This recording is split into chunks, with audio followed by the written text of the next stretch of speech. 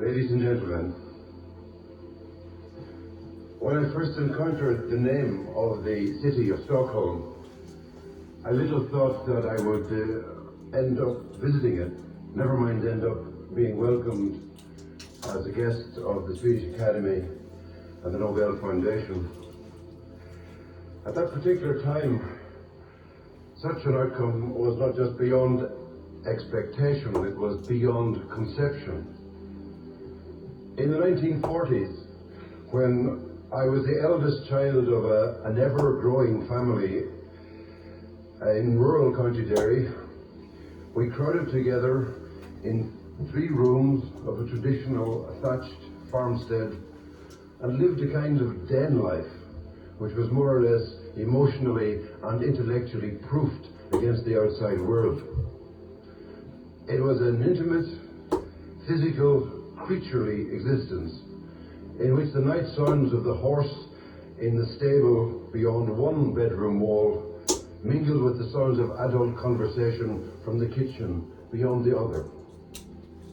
We took in everything that was going on, of course. Rain in the trees, mice on the ceiling, a steam train rumbling along the railway line 1 field back from the house. But we took it in as if we were in a doze of hibernation. Ahistorical, pre-sexual, in suspension between the archaic and the modern, we were as susceptible and as impressionable as the drinking water that stood in a bucket in our scullery. Every time a passing train made the earth shake, the surface of that water would ripple delicately, concentrically, and in perfect silence. But it wasn't only the earth that shook for us. The earth, I beg your pardon, the air around and above us was alive and signalling also. When a wind stirred the beaches, it also stirred the aerial wire attached to the topmost branch of the chestnut tree. Down it swept, in through a hole bored in the corner of the window frame, right on into the innards of our wireless set, where a little pandemonium of burbles and squeaks would suddenly give way to the voice of the BBC newsreader, speaking out of the unexpected like a deus ex machina.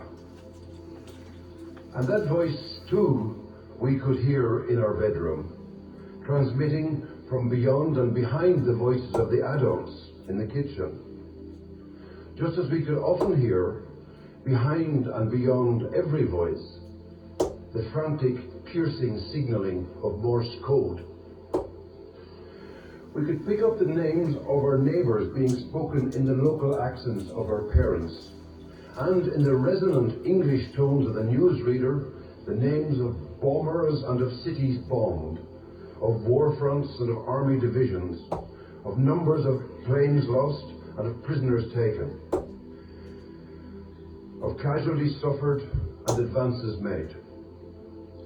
And always, of course, we would pick up also those other solemn and oddly bracing words, the enemy and the allies. But even so, none of the news of these world spasms entered me as terror.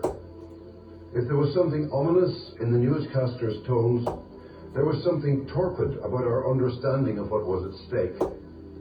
And if there was something culpable about such political ignorance at that time, there was something positive about the security I inhabited as a result of it. The wartime, in other words, was pre-reflective time for me, pre-literate, prehistorical in a way. Then as the years went on and my listening became more deliberate, I would climb up on the arm of the big sofa to get my ear closer to the wireless speaker. But it was not still news that interested me. What I was after was the thrill of a story, such as a detective serial about a British special agent called Dick Barton, sort of an Irish name, come to think of it, or perhaps a radio adaptation of Captain W.E. Johns's adventure tales about an RAF flying ace called Biggles. Now that the other children were older, of course, there was much more going on in the kitchen. So I had to get close to the actual radio set in order to concentrate my hearing. And in that intent proximity to the dial, I grew familiar with the names of foreign stations, of Leipzig and Oslo, and Stuttgart and Warsaw, and of course with Stockholm. I also got used to hearing short bursts of foreign languages as the dial hands swept round from BBC to Radio Éireann, as Irish radio was called then, from the intonations of London to the intonations of Dublin. And even though I didn't understand what was being said in those first encounters with the gutturals and sibilants of European speech, I had already begun a journey into the wideness of the world. This in turn became a journey into the wideness of language, a journey where each point of arrival, whether in one's poetry or one's life, each point of arrival turned out to be a stepping stone rather than a destination. And it is that journey which has brought me now to this honoured spot.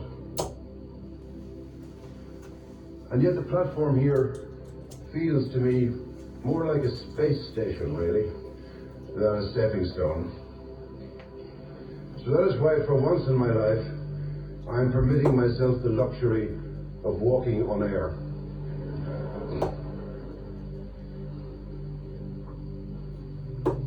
I credit poetry for making this spacewalk possible. I credit it immediately because of a line I wrote fairly recently, encouraging myself and whoever else might be listening to do just that. Walk on air against your better judgment, the line said. But I credit it ultimately because poetry can make an order as true to the impact of external reality and as sensitive to the inner laws of the poet's being as the ripples that rippled in and out across the water in that scullery bucket 50 years ago. An order where we can at last grow up to that which we stored up as we grew.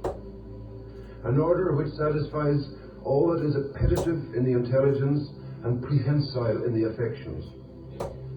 I credit poetry, in other words, for being both itself and for being a help, for making possible a fluid and restorative relationship between the mind centre and its circumference, between the child gazing at the word Stockholm on the face of the radio dial, and the man facing the faces that he meets in Stockholm at this most privileged moment. I credit it because credit is due to it in our time and in all time for its truth to life in every sense of that phrase. To begin with, I wanted that truth to life to possess a concrete reliability, and I rejoiced most when the poem seemed most direct, an upfront representation of the world it stood in for, or stood up for, or stood its ground against. Even as a schoolboy, I loved John Keats's Ode to Autumn, for being an ark of the covenant, as it were, between language and sensation. As an adolescent, I loved Gerard Manley Hopkins for the intensity of his exclamations, which were also equations for the rapture and ache I didn't know I knew until I read him. I loved Robert Frost for his farmer's accuracy and his wily down-to-earthness, and Chaucer, in fact, for much the same reasons. Later on, I would find a different kind of accuracy, a moral down-to-earthness, to which I responded deeply, and always will, in the poetry of Wilfred Owen, the war poet of the First World War, the English war poet. A poetry where a New Testament sensibility absorbs the shock of the new century's barbarism.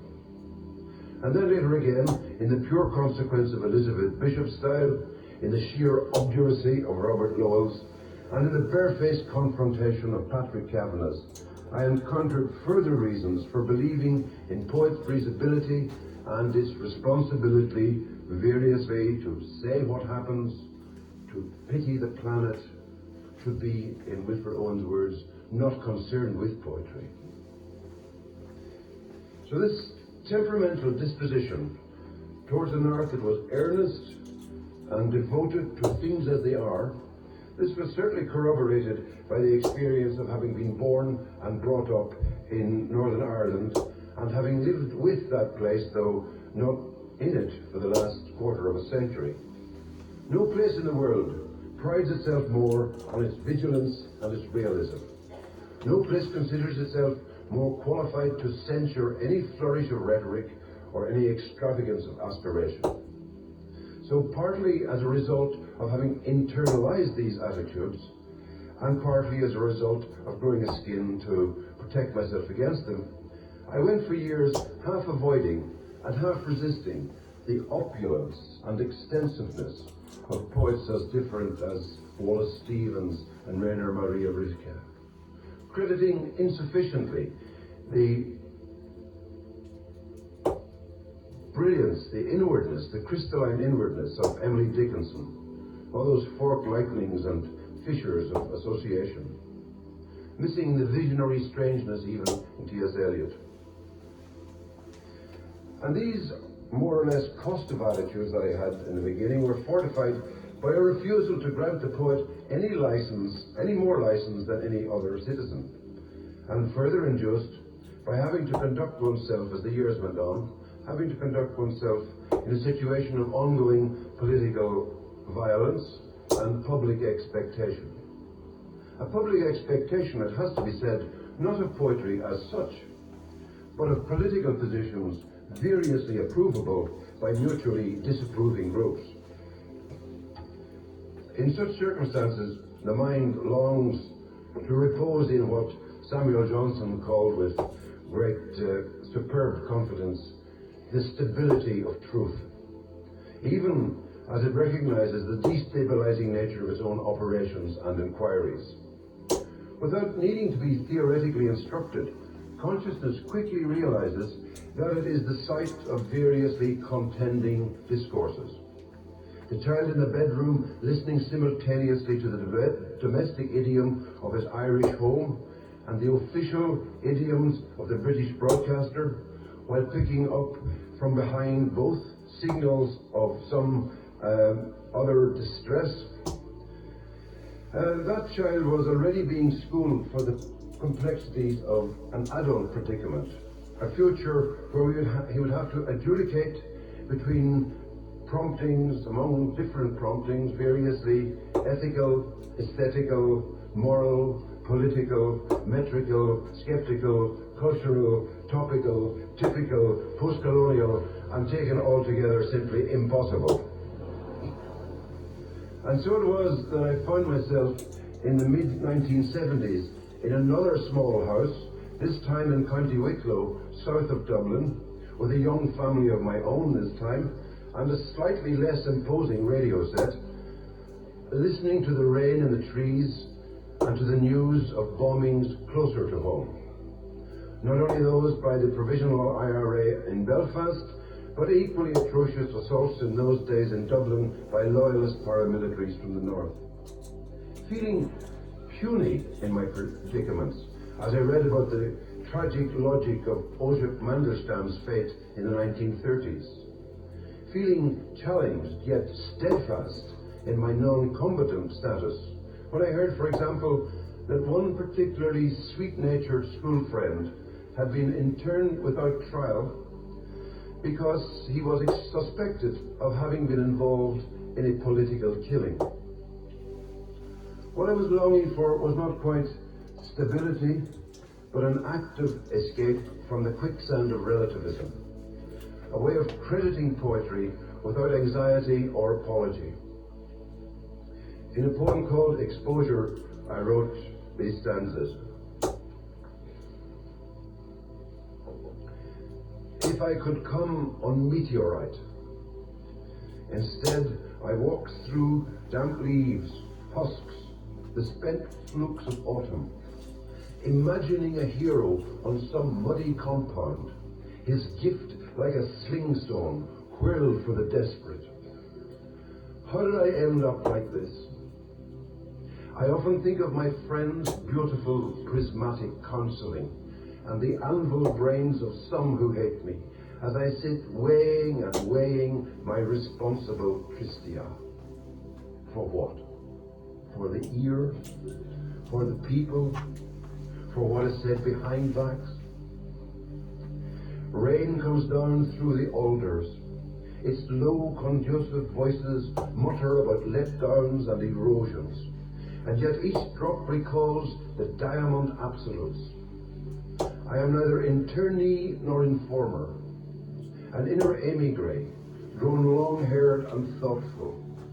A wood cairn escaped from the massacre, taking protective colouring from bole and bark, feeling every wind that blows, who, blowing up these sparks for their meagre heat, have missed the once-in-a-lifetime portent, the comet's pulsing rose. In one of the poems best known to my generation of students, a poem which could be said to have taken the nutrients, as it were, of the symbolist movement and made them available in capsule form for students, the American poet Archibald MacLeish affirmed that poetry should be equal to, not true. As a defiant statement of poetry's gift for telling truth, but telling it slant, this is both cogent and corrective. Yet there are times when a deeper need enters, when we want the poem not only to be pleasurably right, but compellingly wise. Not only a surprising variation played upon the world, but a retuning of the world itself.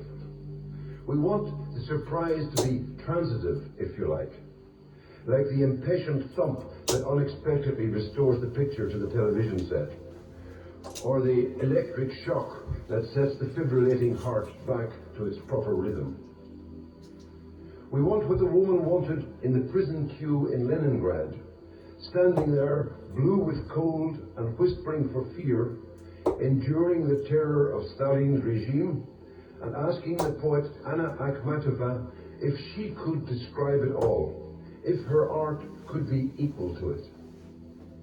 And this is the want I too was experiencing in those far more protected circumstances in County Wicklow when I wrote the lines I've just quoted.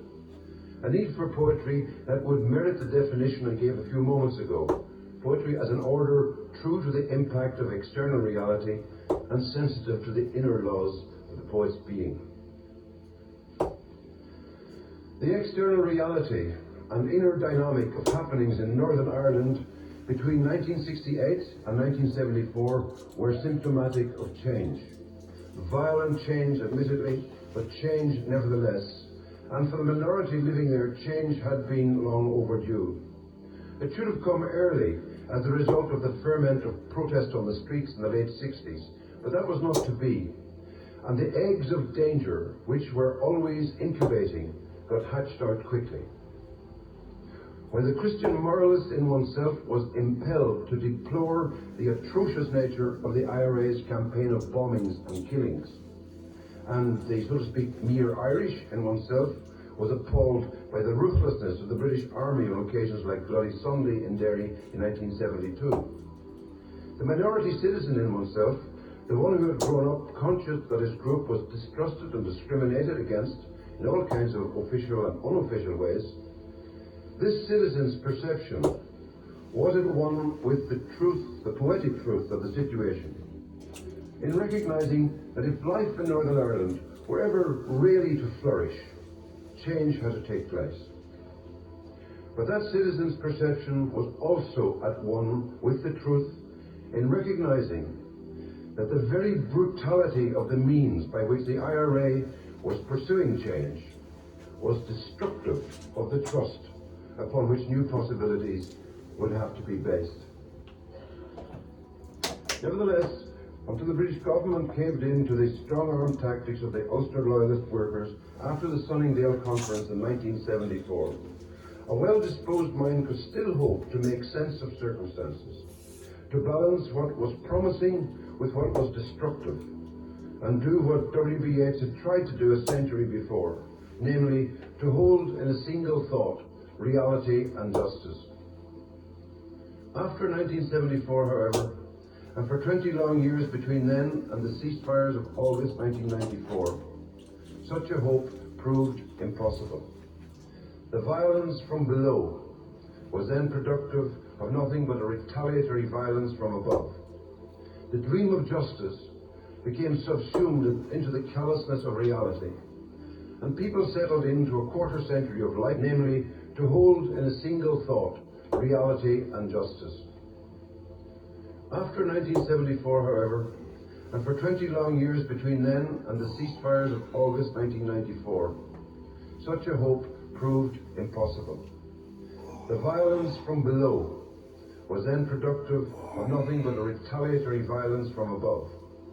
The dream of justice became subsumed into the callousness of reality, and people settled into a quarter century of life waste and spirit waste, of hardening attitudes and narrowing possibilities, all the natural result of political solidarity, traumatic suffering, and sheer emotional self-protectiveness.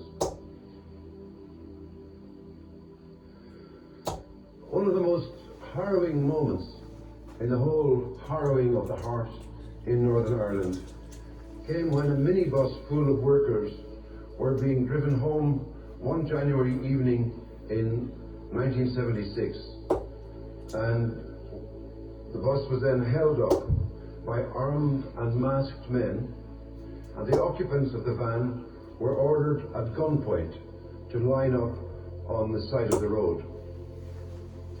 Then one of the masked men, the executioners, so to speak, said to them, "Any Catholics among you, step out here."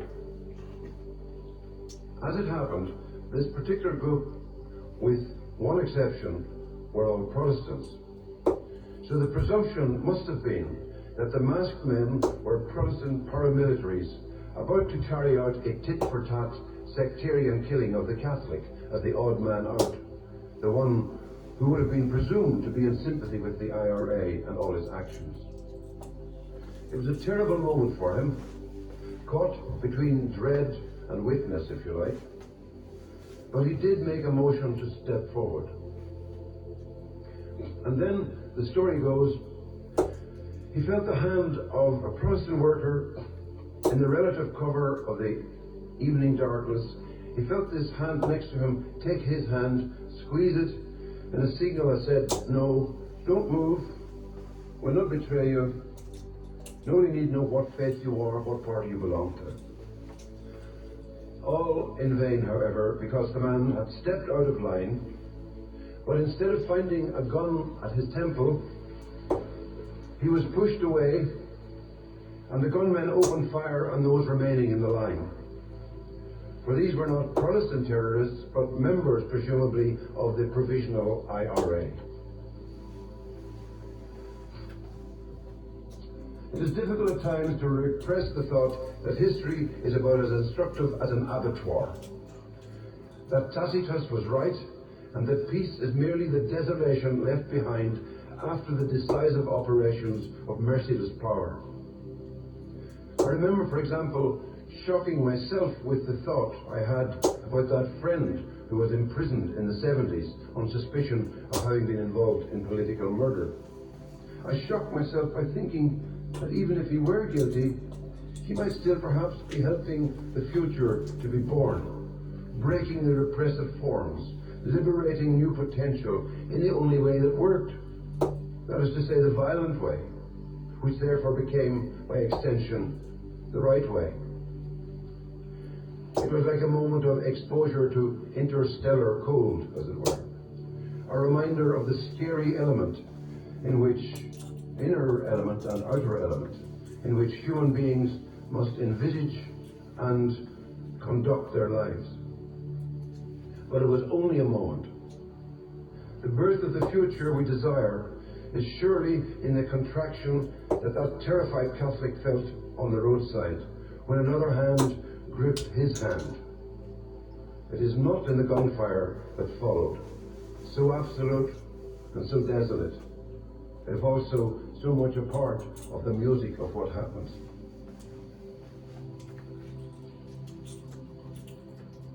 As writers and readers, as sinners and citizens, our realism and our aesthetic sense makes us wary of crediting the positive note.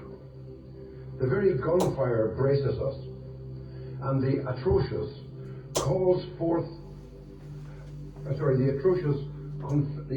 confers a great worth on the effort which it calls forth to confront it. We are rightly in awe of the torsions in the poetry of Paul Celan, and we are rightly enamoured also of the suspiring voice in Samuel Beckett, because these are evidence that art can rise to the occasion and somehow be the corollary of Celan's stricken destiny as a Holocaust survivor and of Beckett's demure heroism as a member of the French resistance. Likewise, we are rightly suspicious of that which gives too much consolation in these circumstances. The very extremity of our late 20th century knowledge puts much of our cultural heritage to an extreme test. Only the very stupid or the very deprived can any longer help knowing that the documents of civilization have been written in blood and tears no less real for being very remote. And when this intellectual predisposition coexists with actualities like Ulster and Israel and Bosnia and Rwanda and a host of other wounded spots on the face of the earth, the inclination is not only not to credit human nature with much constructive potential, but not to credit anything too positive about the work of art.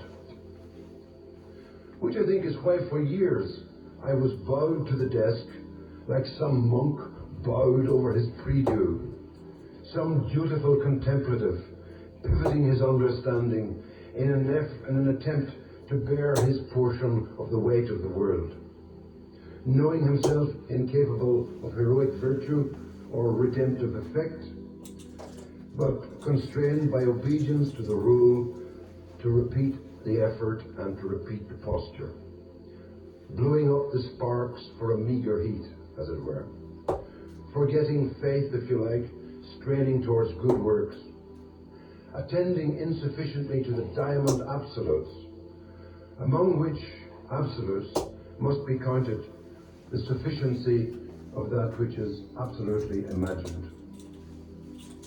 And then finally, and happily, and not in obedience to the dolorous circumstances of my native province, but in despite of them, I straightened up.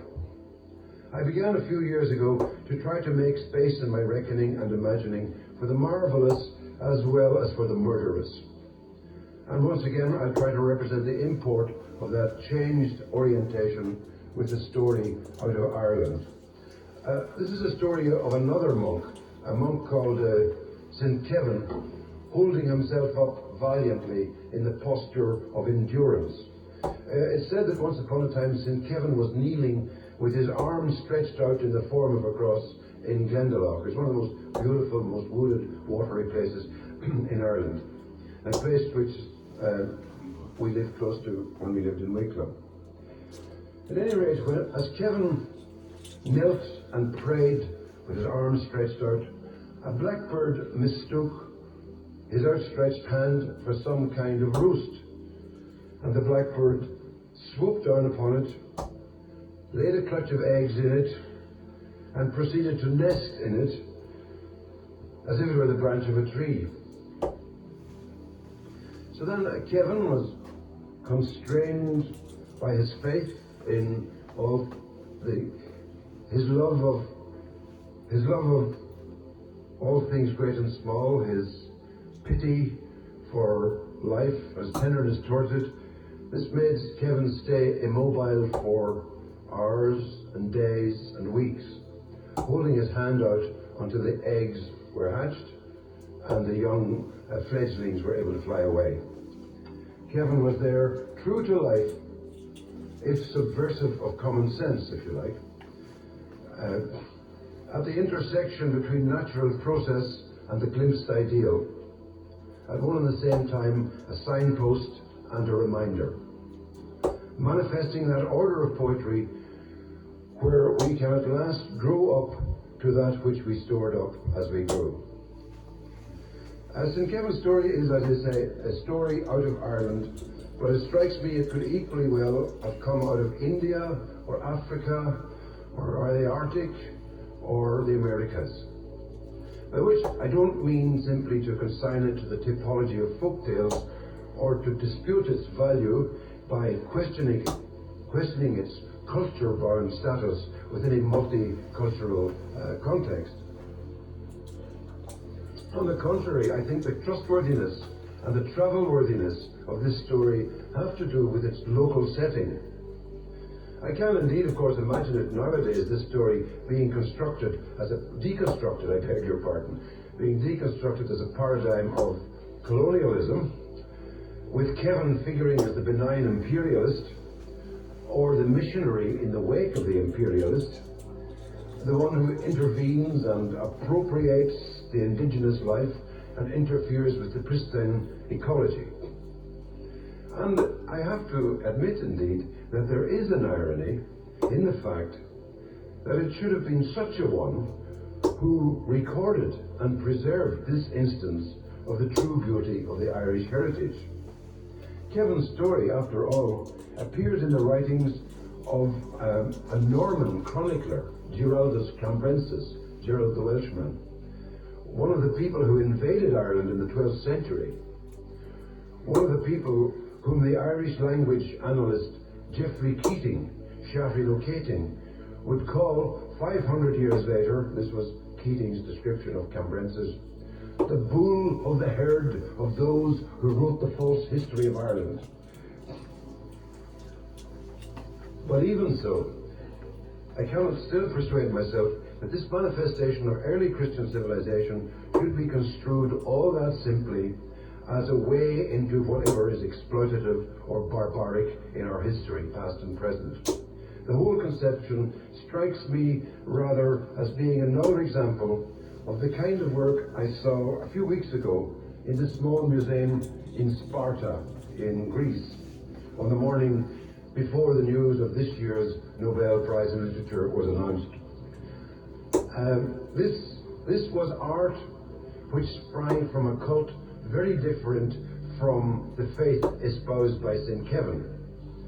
Yet in it there was a representation of a roasted bird and an entranced beast and a self-enrapturing man. Except that this time the man was Orpheus and the rapture came from music rather than from prayer. The work itself was a small carved relief, and I couldn't help making a sketch of it. And neither could I help copying out the information which was on the card that identified the exhibit and was pinned on the wall beside it. The image moved me, of course, because of its durability and its antiquity, but the description on the card moved me also, because it gave a name and it gave credence to that which I myself have been engaged upon for the past 3 decades.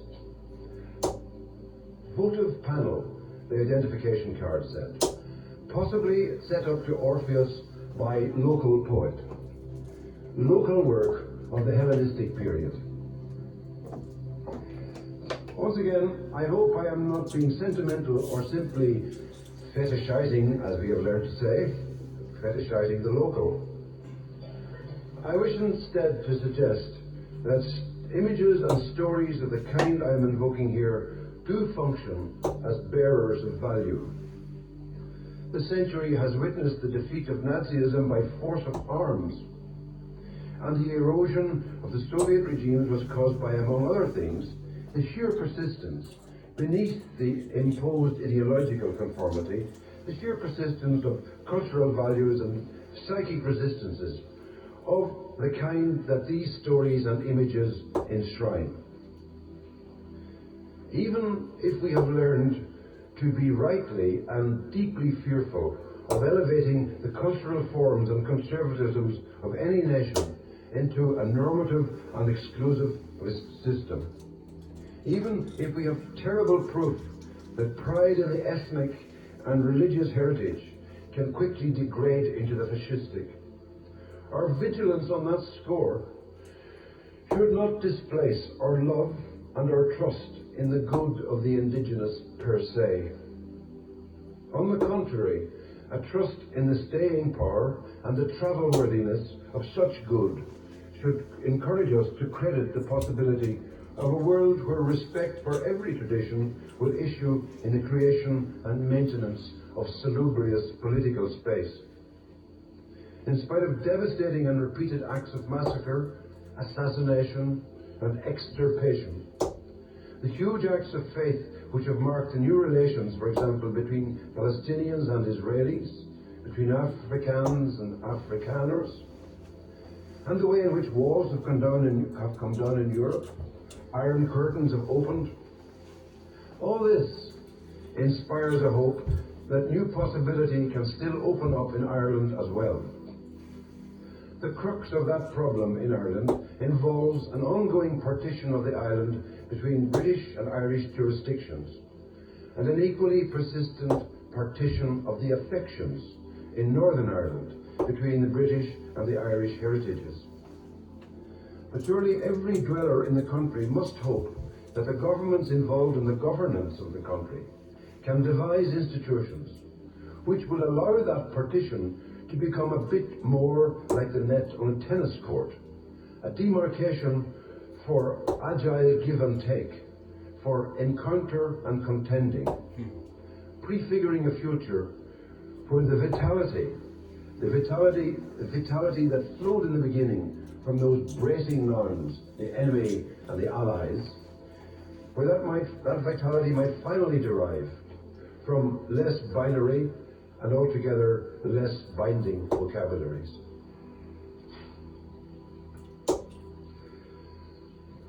When the poet W.B. Yeats stood on this platform more than 70 years ago, Ireland was emerging from the throes of a traumatic civil war that had followed fast on the heels of a war of independence fought against the British. The struggle that ensued had been brief enough. It was over by May 1923, some 7 months before Yeats sailed for Stockholm.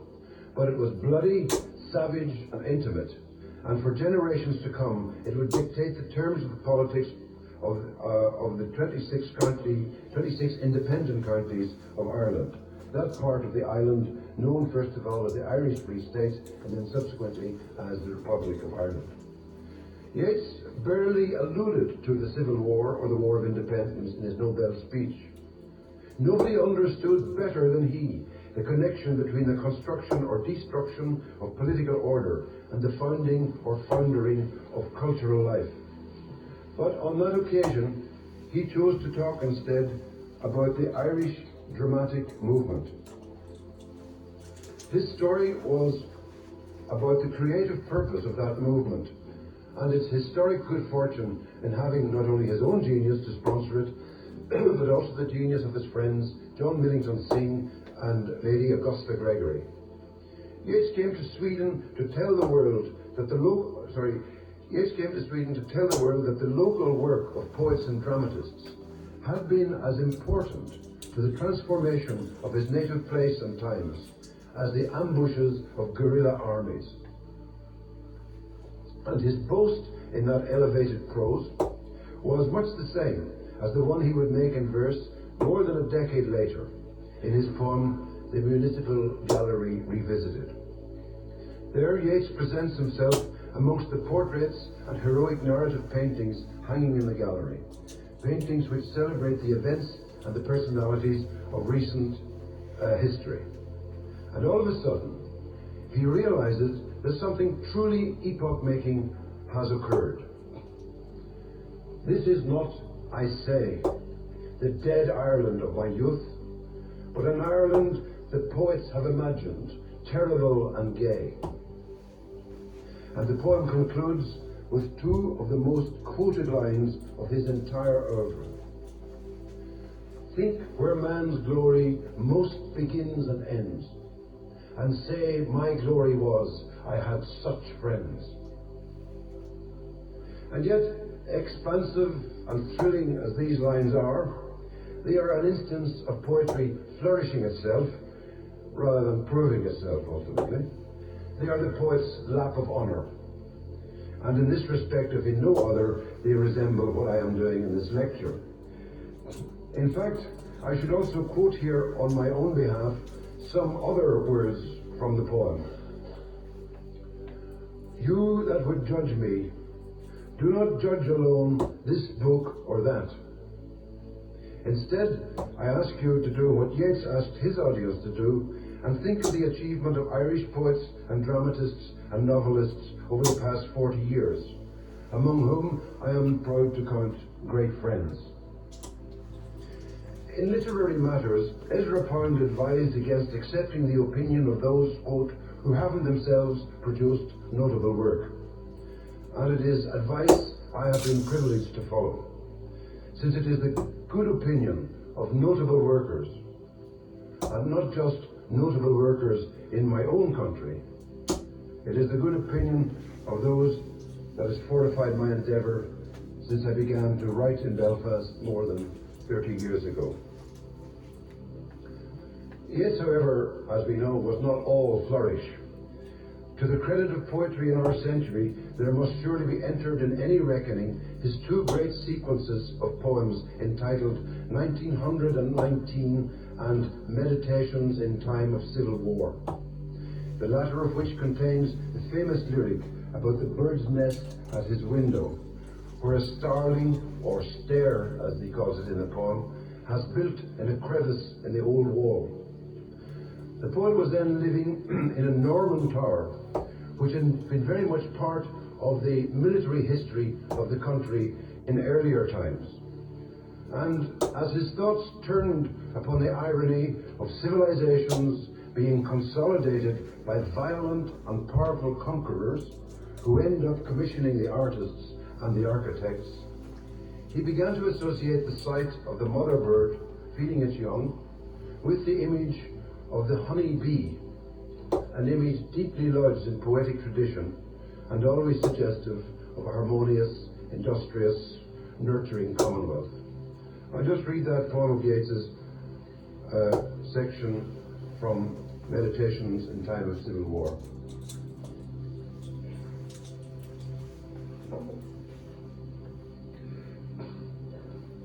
The bees build in the crevices of loosening masonry, and there the mother birds bring grubs and flies.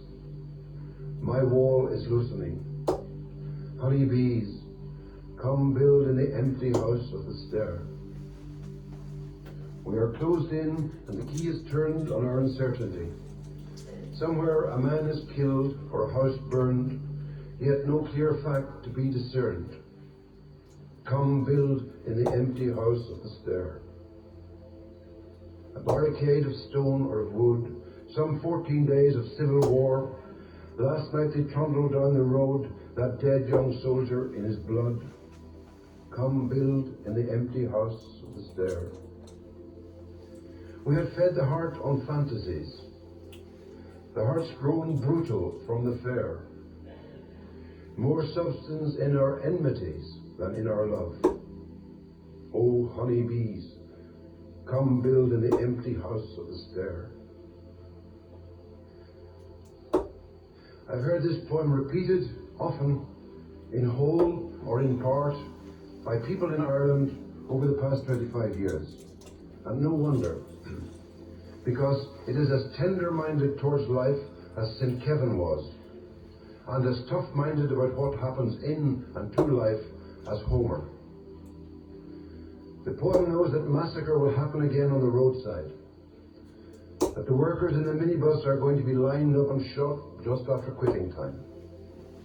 But it also credits as a reality the squeeze of the hand, the actuality of sympathy and protectiveness between living creatures. It satisfies the contradictory needs which consciousness experiences at times of extreme crisis.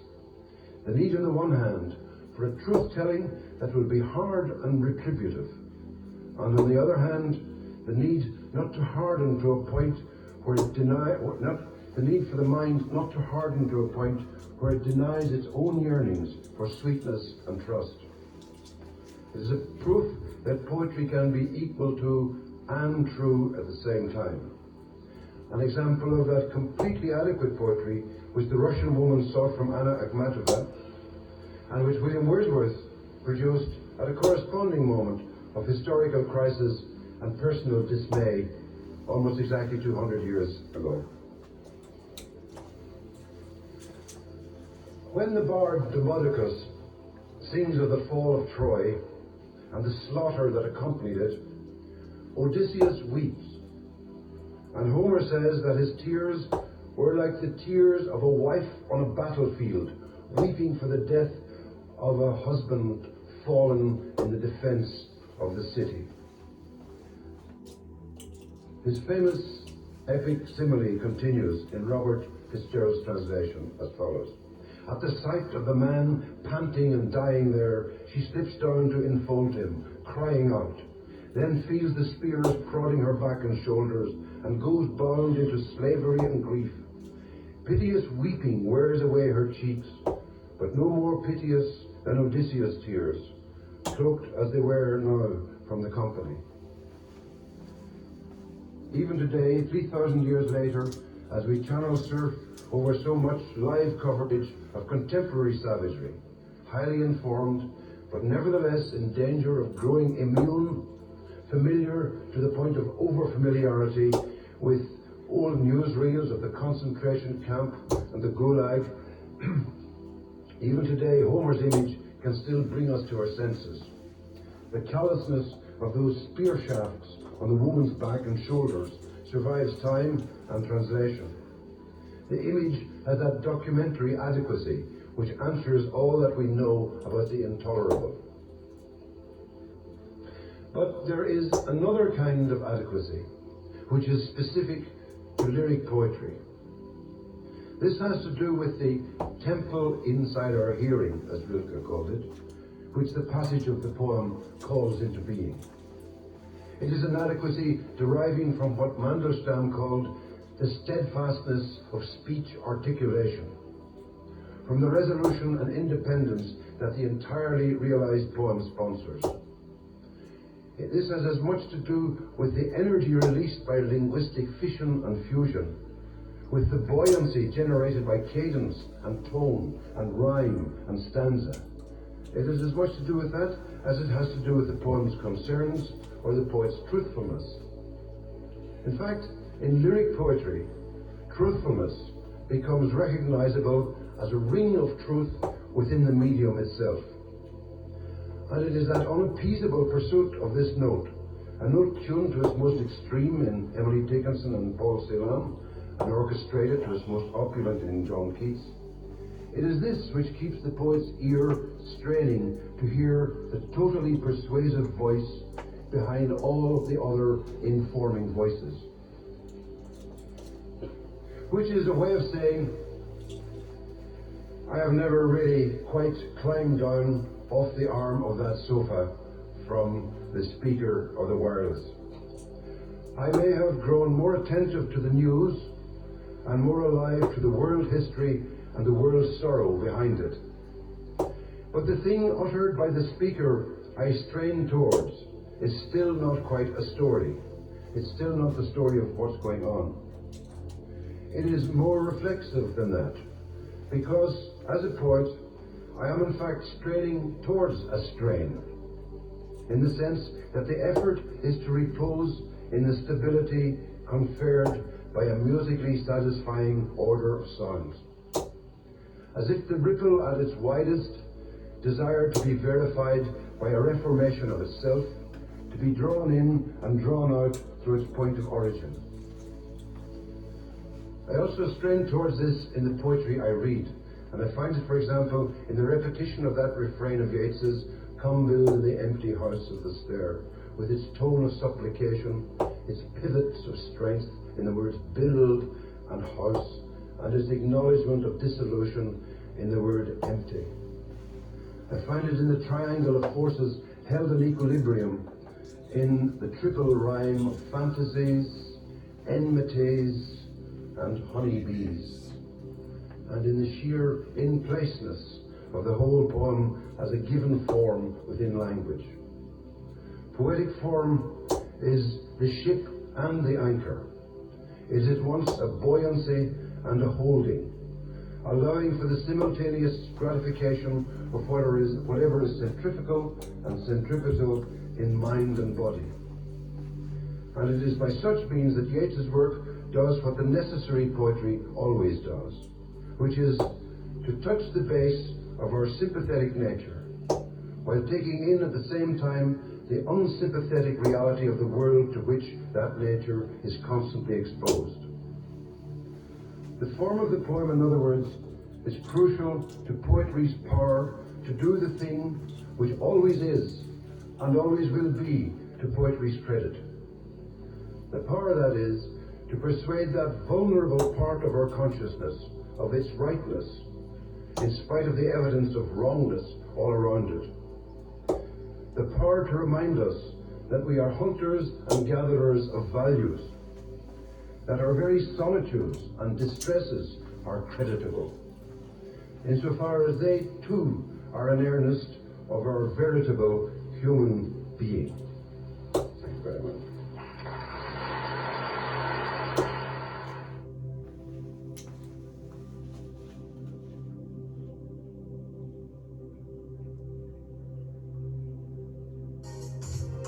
He is a great poet,